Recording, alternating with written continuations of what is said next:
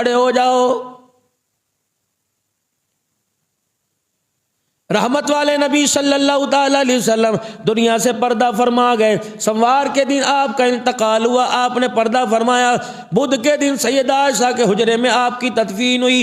3 دن تک صحابہ پریشان تھے، امام الانبیاء صلی اللہ تعالی علیہ وسلم کو اپنے ہاتھوں سے قبر کے اندر کیسے اتارا جائے۔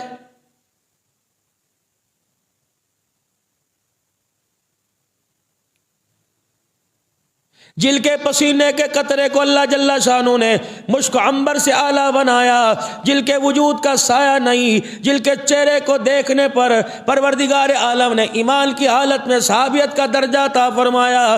جو ہاں کرے تو وہ ہاں کر دے، جو نہ کرے وہ نہ کر دے۔